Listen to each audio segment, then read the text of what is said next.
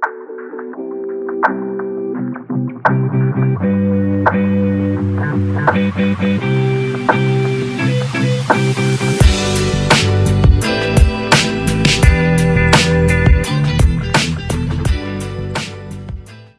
les amis, j'espère que vous allez bien. Je suis ravie de vous retrouver aujourd'hui pour continuer à faire le tour de ma collection de tarot et d'oracles. Aujourd'hui, c'est le 14e jeu que je vous présente. C'est le tarot des cristaux de Jane Wallace et illustré par Roberta Hopwood. Donc, il a été édité aux éditions Médicis et c'est un tarot qui est fait pour favoriser l'intuition, la créativité et l'accomplissement de soi. Donc, on va dire que ce tarot-là, c'est plus un tarot de développement personnel et éventuellement de guidance, mais plus de développement personnel. Donc, vous allez comprendre un petit peu comment il est fait et pourquoi je vous dis ça. Alors, ce jeu-là, moi, je l'ai payé 26 € et je l'ai acheté chez Cultura. Donc, c'est un très beau jeu. Alors, je vous lis ce qu'il y a écrit au dos de la boîte. Ce magnifique tarot, unique en son genre, combine la puissance d'un outil divinatoire avec le pouvoir énergétique des cristaux. Chacune de ces 78 cartes superbement illustrées présente une pierre précieuse à l'énergie transformatrice associée à une affirmation positive. Dans son livret d'accompagnement, vous découvrirez plusieurs propositions de tirage, la signification de chaque lame ainsi que le symbolisme et les vertus des cristaux. Ce tarot illuminera votre chemin de vie en vous offrant la guidance et l'énergie nécessaires à la réalisation de vos objectifs. Donc ce coffret contient donc 78 cartes illustrées puisque c'est un tarot et un livre de 64 pages en couleur. Donc on va le découvrir ensemble. On nous dit aussi que Jane Wallace est une médium et cartomancienne spécialisée en tarologie. Elle est l'auteur de plusieurs ouvrages dont 44 façons de parler à mes anges aux éditions Contredire qui a été édité en 2015. Donc sincèrement, moi quand j'ai acheté ce tarot, je ne connaissais absolument pas Jane Wallace et je ne connais pas du coup son livre 44 façons de parler à mes anges. Voilà, donc bon, peut-être que vous connaissez, du coup dites-le moi en commentaire si éventuellement vous avez cet ouvrage ou si vous avez pu le lire et si vous avez aussi ce jeu et ce que vous en pensez. Alors pour le boitage, il est quand même assez grand. Vous voyez ma main, voilà, même si j'ai des petites mains, ça fait quand même, ça me prend toute la main. Là, donc on a une tranche bleue. Là, on a vu sur les cartes, peut-être plus comme ça vous verrez mieux. Voilà. Dessous, c'est bleu aussi. Et sur le côté, donc nous avons la tranche avec marqué le tarot des cristaux et Jane Wallace avec la maison d'édition. Je suis désolée pour la voix, je suis encore malade, donc j'ai la voix un petit peu cassée. Donc je m'en excuse si éventuellement le son n'est pas trop bien, quoi. Alors. Ce jeu-là, donc derrière, il marque bien que c'est un outil divinatoire. Alors, on peut dire que oui, c'est un outil divinatoire si vraiment vous l'utilisez comme un tarot, entre guillemets, basique, c'est-à-dire que vous prenez par exemple le 2 de coupe, machin, le truc, et que vous y fiez aux interprétations. Vous allez voir sur les cartes, en fait, sur chaque lame, il y a une phrase donc qui est très bien associé du coup à la signification de chaque carte du tarot. Mais pour moi, celui-ci, je l'utilise plus pour du développement personnel, pour de la compréhension de soi, pardon, plutôt que pour de la divination. Mais après, c'est très personnel, hein. Donc, si vous voulez l'utiliser vraiment en divination, vous pouvez aussi, puisque chaque carte, c'est de toute façon un tarot, entre guillemets, classique, en plus basé sur le tarot de Marseille. Donc, vous pouvez très bien mettre de côté les petites phrases affirmatives qu'il y a sur les cartes et ne vous servir que de l'illustration et bien sûr du nom, on va dire, classique de chaque carte. Voilà, mais moi pour ma part, je trouve que c'est plus un outil de développement personnel plutôt que de divination. Mais comme je vous dis, c'est vraiment une histoire de ressenti et d'affinité avec ce jeu. Donc la boîte, elle s'ouvre de cette manière-là. Donc ça fait un petit coffret comme ça. Alors normalement, il y a le jeu ici, à l'intérieur, mais je vais vous le montrer après. Je vais vous expliquer pourquoi il ne rentre plus dans son boitage. Là, on retrouve aussi le livret. Donc vous voyez, en fait, ça fait une petite boîte qui s'ouvre sur le côté. C'est sympa, c'est original. Alors, le livret, il n'est pas très épais, hein, 64 cartes, mais réellement... Alors, je vais vous monter peut-être un petit peu, parce que je ne sais pas si vous êtes trop près. J'ai l'impression que vous voyez passer. Voilà.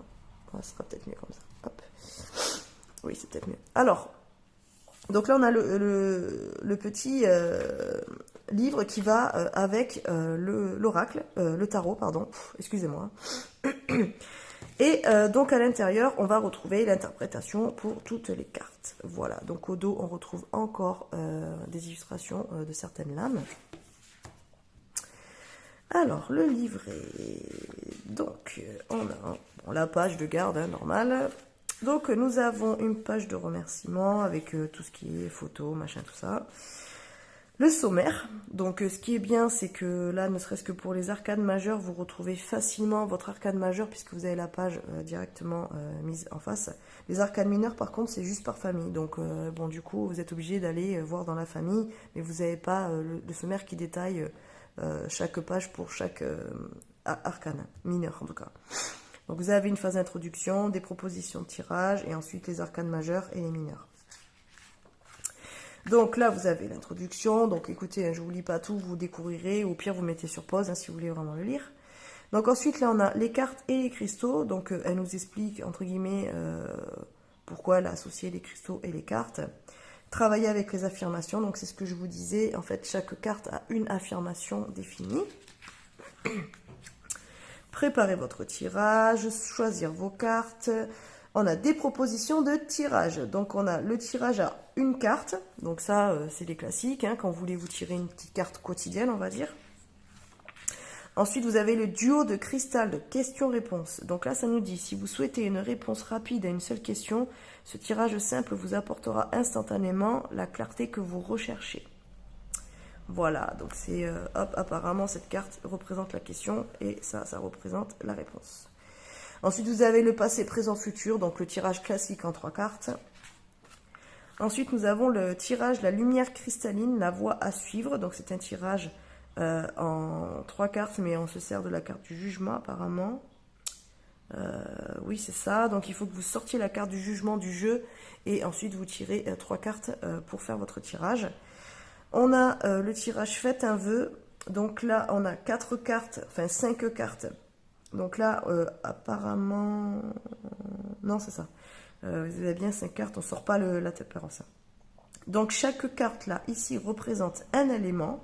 Donc la carte 1, l'élément terre. La carte 2, élément air. Carte 3, élément feu. La carte 4, élément eau. Et la carte 5 représente le souhait en lien avec le cristal de cette carte. Voilà. Ensuite, on a le tirage des chakras et cristaux. Donc, c'est un tirage en 7 cartes, puisque du coup, c'est une carte par chakra. Et ensuite, on arrive dans les arcanes majeurs. Donc là, vous voyez, on a une petite explication pour les arcanes majeurs. Et là, on a les significations. Donc vous avez votre carte là avec toutes les pierres, enfin tous les cristaux qui sont associés. Donc par exemple là pour le fou, donc vous avez forcément un petit topo sur le fou, la signification et les cristaux. Et ça ensuite c'est l'affirmation positive qui est aussi notée sur la carte. Voilà, et elle a ça pour tous les arcanes majeurs. Donc vous voyez en fait le fou, lui, il a plusieurs cristaux associés et le magicien par exemple n'en a qu'une. Donc voilà, ça c'est pour toutes les arcanes majeures. Hop, on passe, hein, parce que sinon on va y passer 3 jours. Et ensuite là on est sur les arcanes mineurs. Donc là c'est pareil, ça vous explique un petit peu donc, comment sont structurés les arcanes mineurs. Et ensuite donc vous avez les suites. Alors elle a donné donc les deniers, elle est associée des cristaux, des qualités et des chakras. Voilà, donc ça, ce jeu-là, c'est vraiment intéressant pour les personnes qui aiment aussi travailler avec les cristaux, puisque ça peut vous apporter aussi d'autres informations, en plus de ce que vous peut-être vous savez ou ce que vous ne savez pas sur les cristaux. Donc l'association, elle est très bien. C'est vrai qu'après, ce jeu-là, il est quand même assez, même aussi travail énergétique, il est quand même sympa aussi, il est pas mal. Et ensuite, du coup, vous avez pareil, donc le nom de la carte avec la petite image en couleur, le cristal associé. Donc, on a déjà vu là dans le tableau, la signification, l'affirmation positive. Voilà. Et donc, ça, c'est... ensuite, vous avez les coupes. Voilà, vous avez pour les 4 familles. Voilà, les 4 suites. Voilà pour le livret. Donc le livret est déjà pas mal, hein. Bon, si vous êtes débutant,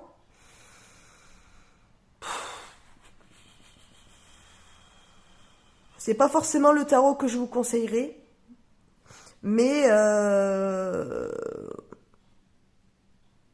disons que peut-être que si vous l'abordez comme plus un oracle qu'un tarot en disant voilà, je prends les affirmations, j'utilise des cristaux et tout, ça peut vous apprendre aussi la structure du tarot déjà pour avoir une base de données, mais vous allez voir par rapport aux cartes, bon,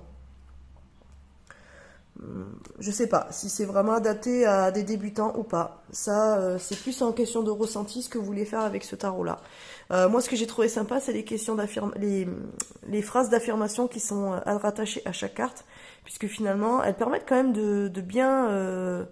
euh, de bien comprendre l'essence, l'énergie de chaque carte du tarot. Donc oui, effectivement, ça peut être une approche particulière pour apprendre à se familiariser avec le tarot, mais moi je pars toujours du principe que quand on est débutant, sincèrement, le mieux c'est de commencer vraiment par les basiques, c'est-à-dire que soit vous prenez un tarot de Marseille vraiment classique, si vous êtes plutôt dans la catégorie des gens qui sont plus attirés par le tarot de Marseille. Et sinon, c'est pareil, tout ce qui est version Rider-Waite-Smith, c'est pareil pour moi, pour vraiment appréhender le tarot et se familiariser avec. Pour moi, le mieux, c'est tout de même de commencer avec aussi un Rider-Waite classique, avec les illustrations classiques originales, et ensuite partir sur d'autres tarots en fait qui s'en inspirent ou voilà, qui prennent un petit peu les mêmes structures, mais du coup qui ont leur univers. Mais le fait de commencer avec un tarot de Marseille ou un Rider-Waite-Smith classique, ça permet quand même de mieux cerner l'essence du tarot, pour moi. Et pour l'apprentissage, je pense que c'est plus simple. Mais après, c'est vraiment très personnel. Donc si vous préférez vraiment commencer avec un tarot de ce type-là, parce que vous aimez les cristaux, vous aimez travailler avec tout ça, et que ça vous appelle plus ce type de tarot-là, évidemment, même si vous n'avez jamais fait de cartomancie ou de tarot, vous pouvez très bien l'acheter et très bien l'utiliser, il n'y a pas de problème. C'est juste que si éventuellement après vous achetez un autre tarot ou autre, c'est pas évident que vous arriviez à l'utiliser, il va falloir... Le problème, c'est qu'après, chaque tarot est vraiment différent aussi, donc... Quand on n'est pas parti de la base, c'est difficile après de pouvoir remettre avec les autres tarots qui sont plus personnalisés, on va dire. Bon, après c'est mon avis, hein.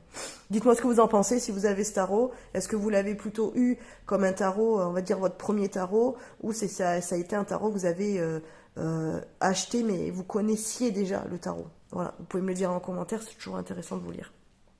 Voilà en tout cas déjà pour le petit livret. Alors pourquoi le jeu n'est pas dans la boîte quand je vous l'ai ouverte?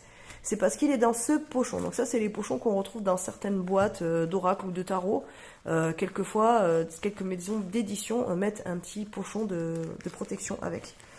Donc je l'ai récupéré dans un autre jeu et l'autre jeu est dans sa boîte tranquillement. Alors, voilà le jeu. Donc ça c'est le dos. Voilà. Donc, normalement, non. Il fait pas endroit envers, puisque vous voyez que les couleurs ne sont pas les mêmes. Ici, c'est plus bleu, ici, c'est plus violet. Donc, ça permet pas le endroit envers. Mais bon, il n'empêche que si vous faites les lectures endroit envers, vous pouvez quand même le faire. Mais le dos, vous verrez vite si vous êtes en endroit ou en envers, en fait. Voilà, c'est tout. Donc, voilà pour le dos. Donc, pour les cartes, en fait, ce qui s'est passé, c'est que ce jeu-là, quand je l'ai acheté, alors j'étais super contente. Parce qu'il est très beau, il est très joli. Pour moi, je trouve que c'est un de mes plus beaux tarots. Peut-être que je vous dis ça à toutes mes vidéos, mais clairement, c'est vrai que c'est quand même un de mes plus beaux tarots, je trouve, en termes d'illustration. Par contre, les cartes, elles étaient super fines. Enfin, elles sont super fines. Je trouve que pour 26 €, la qualité des cartes, elle est vraiment pas top du tout. Mais vraiment, quoi. C'est un des jeux les plus fins que j'ai. Et je le trouvais tellement joli et j'avais tellement peur d'abîmer les cartes, de les déchirer en les battant, que du coup j'ai décidé de tester la plastification de chaque lame. Donc en fait j'ai une plastifieuse, hein, ce sont des machines voilà, qui font un petit peu comme des destructeurs de... machines longues comme ça, là, comme un petit peu comme des destructeurs de papier, vous savez, qu'on pose sur la poubelle là. Et ensuite, vous achetez des pochettes plastiques. Donc, vous glissez votre feuille ou votre papier ou n'importe où là, votre carte à l'intérieur. Et ensuite, vous la passez dans la machine qui chauffe. Et du coup, ça plastifie le document. Voilà. Et donc après, ben là, moi, j'ai redécoupé à la taille des cartes. Voilà. Donc, pourquoi j'ai fait ça? Parce que vraiment, le jeu, je le trouve très beau. J'avais vraiment envie de l'utiliser, mais j'avais vraiment peur qu'il s'abîme très très vite. Vraiment presque peur que, comme je vous disais, que les cartes se déchirent, quoi. Donc en fait, j'ai fait le choix de les plastifier. Alors, dans un sens, c'est très bien parce que du coup, là, maintenant, les cartes sont beaucoup plus solides. Le désavantage, c'est que le tarot, ben, il a doublé de volume. Donc, il ne rentre plus dans la boîte. Et à battre, vu qu'en plus, les cartes, elles sont très grandes. Vous voyez, voilà.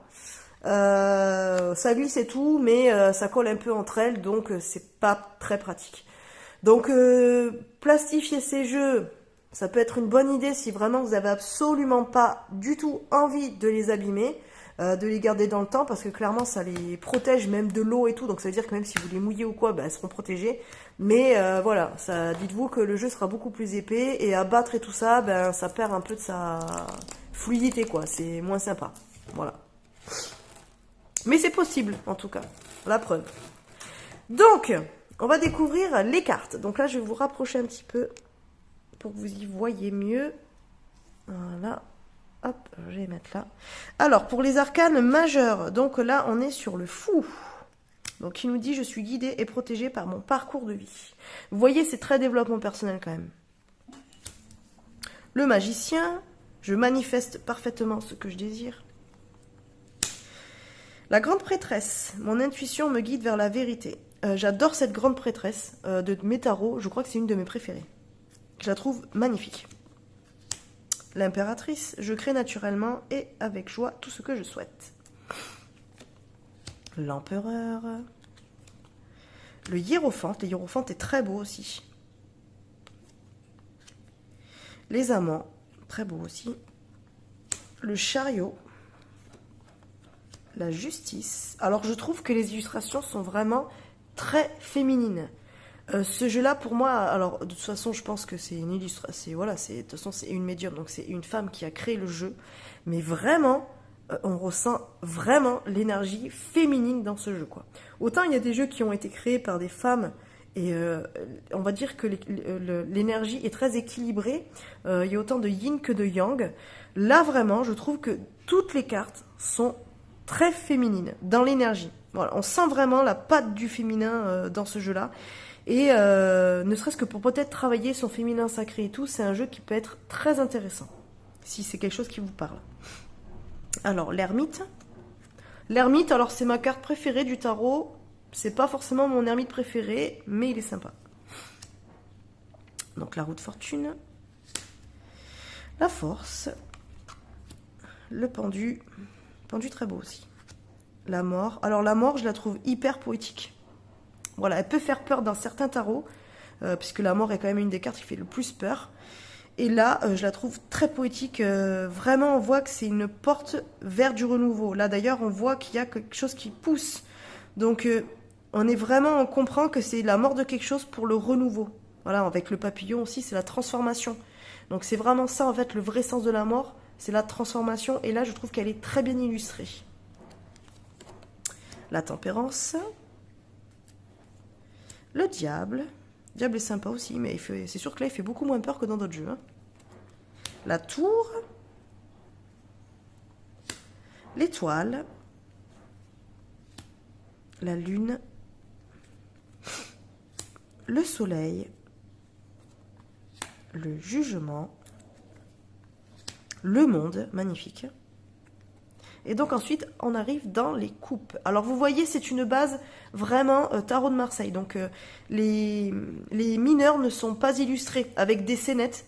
Vous allez vraiment retrouver la base, donc comme dans le Marseille, juste les coupes, pour les coupes par exemple. Et ensuite, vous aurez les 4 figures de cours. Vous aurez des personnages, mais sinon, les autres, elles ne seront pas illustrées avec des scénettes ou des personnages, comme dans le Rider. Donc là, on a l'As de coupe. Le 2 de coupe, 3 de coupe, 4 de coupe, 5 de coupe, 6 de coupe le 7, le 8, le 9, le 10.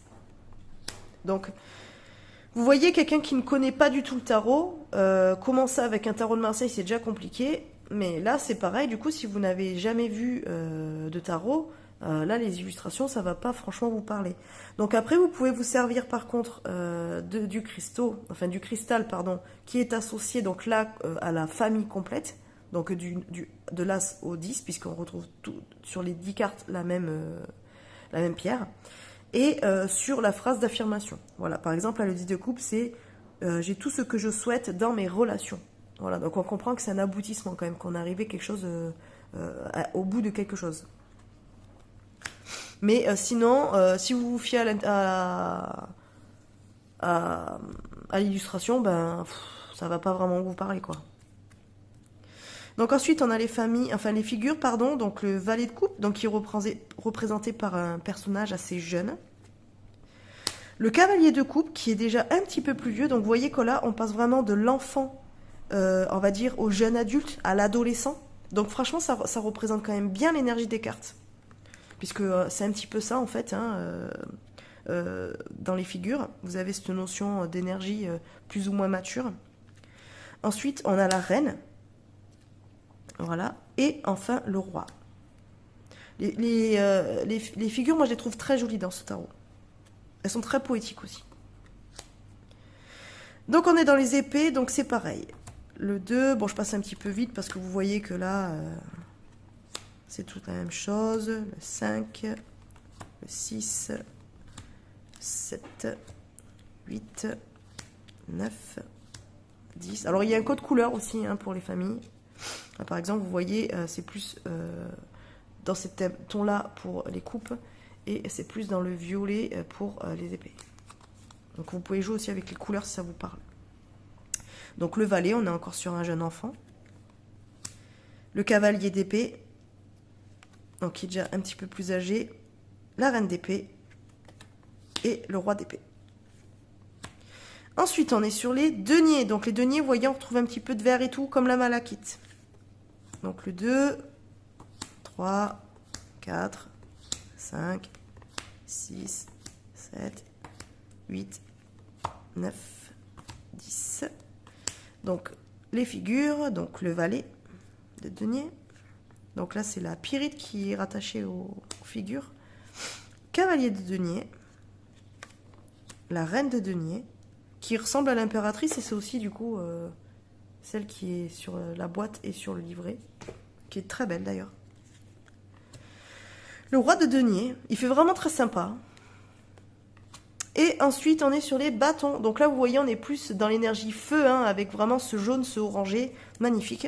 Et je trouve que celle-là, elle se démarque au niveau des couleurs, elle se démarque énormément des trois autres familles. Donc là, c'est pareil, As, 2, 3, 4, 5, 6, 7, 8, 9, 10. Et donc là, les figures. Donc on revient encore sur le valet de bâton avec l'énergie très enfantine. Le cavalier de bâton, qui fait un petit peu plus... je trouve que lui, de tous les cavaliers, c'est celui qui fait le plus, on va dire, combattant, celui qui y va, quoi. Vous voyez ce que je veux dire? Celui qui est prêt à l'action, qui va y aller, en fait. Je trouve que l'énergie, elle se dégage plus de celui-ci que par rapport aux trois autres. Ensuite, on a la reine de bâton, qui fait penser à Beyoncé. Et le roi de bâton. Voilà. Et donc, le dos, vous l'avez vu. Donc, c'est un très beau jeu. Alors après, ben, pour le mélanger, ben, voilà, comme je vous disais, vu que j'ai plastifié, alors c'est possible, mais alors déjà, moi, je suis aussi obligée de le prendre sur le dessus. Attendez, je vous remonte un peu. Hop. Je suis obligée de battre sur l'endroit plutôt que sur le côté, parce que clairement, moi, j'y arrive pas. Donc, vous voyez quand même, hein, même si on a plastifié, ça se bat, c'est pas le problème, ça saute, il n'y a pas de souci. Mais c'est vrai que c'est moins facile qu'avec un jeu non plastifié. Mais au moins, je sais que les cartes, je vais pas les déchirer en les battant. En tout cas, voilà, ce jeu, je l'aime beaucoup. Je le trouve très beau. Comme je vous disais, c'est une énergie féminine qui se dégage de ce jeu-là. Il est très doux. Alors, il est presque trop doux. C'est-à-dire que les affirmations positives sont des fois un petit peu trop mignonnes, un petit peu trop douces, quoi. C'est-à-dire que là, si vous voulez un tarot sympa, mignon, un peu doudou deck qui vous fait du bien et qui vous laisse dans cette affirmation positive parce que vous en avez besoin pour avancer, il est très bien. Par contre, déjà pour faire du shadow work et tout, ben on oublie parce qu'il est absolument pas adapté. Parfois, ce qui est bien dans le tarot, c'est que quand il pique un peu et qu'il va qui va un petit peu titiller là où ça fait mal, ben c'est quand même plus intéressant. Et c'est vrai que ce jeu-là, je le trouve, à mon goût, un petit peu trop mignon, trop doux, trop choupidou, quoi. Voilà, c'est... Alors, il est très beau. Moi, je l'aime beaucoup. En tirage, je l'utilise pas, par exemple, en consultation, puisque, voilà. Par contre, si vous avez des enfants, ça peut être intéressant, ou des ados, ça peut être intéressant de travailler avec ce type de tarot-là. Parce que déjà, vous pouvez du coup leur associer des cristaux avec. Donc, éventuellement, s'ils sont un petit peu réceptifs, vous pouvez justement voir à quelle énergie et quelle pierre pourrait leur correspondre sur le moment et par rapport à leur manière, aux sentiments, aux émotions ou comment ils se sentent au moment où vous faites le tirage. Mais aussi, comme les affirmations, elles sont très positives, très douces, très encourageantes, très bienveillantes, pour un enfant un petit peu sensible ou un ado un petit peu, qu'il faut prendre un petit peu avec des pincettes parce qu'il a besoin de douceur, il est très bien. Donc ouais, ça peut être aussi un outil intéressant à utiliser avec des enfants, voire adolescents. Ça peut être sympa. Voilà. Et puis pareil, si vous avez envie de travailler votre côté féminin sacré, pour moi, il peut être très intéressant aussi, parce que dans son énergie, il est vraiment très très féminin. Si vous êtes un homme, c'est pareil. Si vous avez envie de développer votre côté yin, il peut être très bien aussi. Pour l'intuition, il est très bien. Hormis le fait que, comme je vous disais, en fait, les mineurs sont basés sur du tarot de Marseille. Alors, c'est pas que je n'aime pas le tarot de Marseille, mais personnellement, le tarot de Marseille ne me parle pas forcément. Donc, j'avoue, quand j'ai un tarot basé sur le tarot de Marseille, j'ai un peu du mal. Voilà. Donc là, ce tarot-là, je vais plus l'utiliser pour les affirmations positives et pour les cristaux plutôt que pour vraiment le sens profond du tarot. Je vais pas l'utiliser en tarot de base comme je vais utiliser un rider ou un truc comme ça. Non, celui-là, ça va. Presque, je vais plus l'utiliser comme un oracle que comme un vrai tarot. Voilà. Mais je vous dis, ça, c'est mon utilisation à moi. Je fais aussi ces vidéos pour que vous compreniez comment j'utilise chaque jeu, comment je les ressens et de quelle manière je les utilise dans mon quotidien et dans ma pratique de cartomancie. Ça peut être aussi un jeu très bien pour se tirer une carte quotidienne, pour justement commencer la journée avec une phrase positive. Ça peut vous permettre de partir sur une bonne énergie, vous donner confiance et vous booster, donc ça peut être très bien. Mais voilà, si vous avez besoin d'être titillé un petit peu et d'aller un petit peu chercher au fond des choses, aller creuser un petit peu, vous avez envie de faire peut-être un petit peu du travail de l'ombre, ce qu'on appelle du shadow work, ce jeu n'est absolument pas du tout indiqué puisqu'il est trop... il est trop mignon, quoi. Voilà, il est trop doux, il est fait plus pour apaiser l'énergie et amener de la bienveillance plutôt que vous piquer au vif, en fait. Voilà. Donc ce jeu-là, non.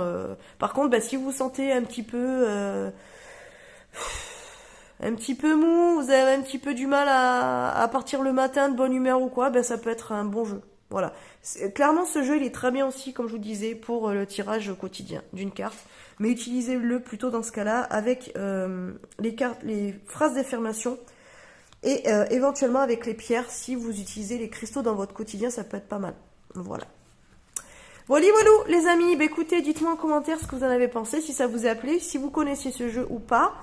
Et puis, de toute façon, on se revoit la semaine prochaine, donc lundi pour l'astro-semaine. Et ensuite, dans la semaine, alors si je vais mieux, j'espère, parce que là j'en ai vraiment marre de mon rhume là qui ne me lâche pas, c'est très pénible. J'essaierai de vous faire une autre vidéo, mais de guidance, donc vous aurez une autre vidéo de présentation de jeu, je pense normalement mardi. Je vous présenterai donc un 15e jeu de ma cartothèque. Là on arrive à la fin des tarots, donc là on va tomber sur tout ce qui va être plus...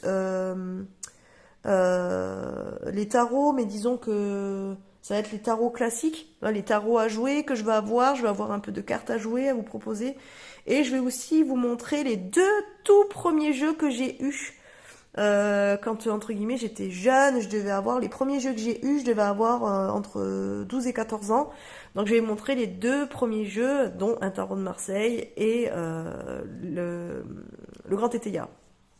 Voilà. Donc ça sera sans doute la semaine prochaine. Et puis j'essaierai voilà, de vous faire une vidéo de guidance où je vais voir encore, je sais pas trop. Mais bon, en attendant, voilà, j'espère que ça vous aura plu. N'hésitez pas à me mettre en commentaire. Vous me mettez Christo dans les commentaires pour que je sache que la vidéo vous a plu, que vous l'avez regardée jusqu'à la fin. Voilà, ça me fera plaisir. Et puis ça soutient la chaîne, ça permet d'être plus visible. Et c'est un tout petit geste pour vous, mais un grand geste pour moi, donc n'hésitez surtout pas. Allez, je vous fais des bisous, je vous souhaite un bon week-end et je vous dis à bientôt.